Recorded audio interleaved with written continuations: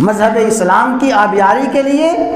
شجر اسلام کے لیے جو خون پیش کیا ہے، اس کے ہر پتے پہ شہداء کا خون ہے، شجر اسلام کی ہر ٹہنی پہ شہداء کا خون ہے، مظلوموں کا خون ہے، بے کسوں بے بسوں کا خون ہے۔ سمیہ رضی اللہ تعالی عنہ کی قربانیاں ہیں، بلال حبشی کی قربانیاں ہیں، اصحاب پیغمبر کی قربانیاں ہیں، خلفائے راشدین کے دور میں امت مسلمہ کی قربانیاں ہیں، اور ہر دور میں امت مسلمہ میں یہ جذبہ رہا ہے۔ اور یاد رکھیں، آخری باتیں ہیں، کفار کو سب سے زیادہ خطرہ مسلمانوں کے جن جذبات سے ہے، جذبہ جہاد سے ہے۔ کفار کو امت مسلمہ کی نمازوں سے وہ خطرہ نہیں ہے، امت مسلمہ کی تلاوتوں سے وہ خطرہ نہیں ہے، امت مسلمہ کی دیگر عبادات سے وہ خطرہ نہیں ہے۔ جو خطرہ جذبہ جہاد سے ہے، جذبہ شہادت سے ہے۔ کفار سمجھتے ہیں کہ اگر مذہب اسلام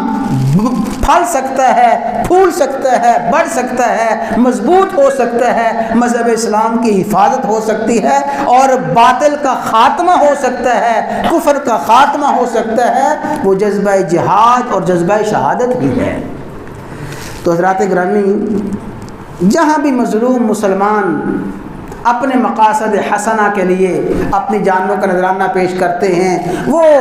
اسلام کے قابل ہیں، وہ تحسین کے قابل ہیں، ان کے جذبات کی قدر، ان کے احساسات کی قدر کرنا چاہیے۔ آپ نے سنا اور یقیناً پڑھا ہوگا، ابھی اسی ہفتے میں جمعیت علماء اسلام کے تحت باجوڑ ایجنسی میں عام جلسہ تھا، عام مسلمان اس میں شریک تھے،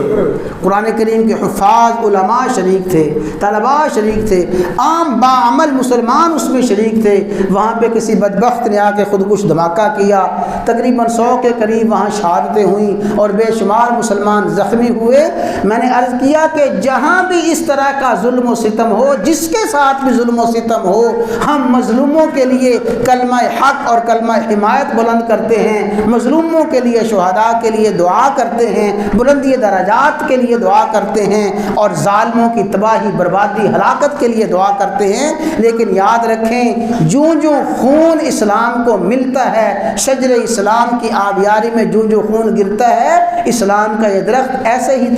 تناور ہو جاتا ہے، ایسے ہی مضبوط ہو جاتا ہے۔ تو دعا فرمائیں کہ اللہ تعالیٰ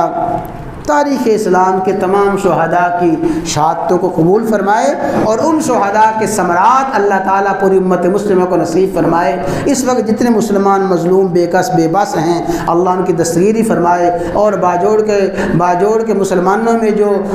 زخمی ہو گئے ہیں، ہسپتالوں میں پڑے ہوئے ہیں، اللہ تبارک و تعالیٰ ان کو صحت و عافیت اور سلامتی عطا فرمائے۔ اللہ تعالیٰ ان کو صحت کی زندگی اور عافیت کی زندگی نصیب فرمائے۔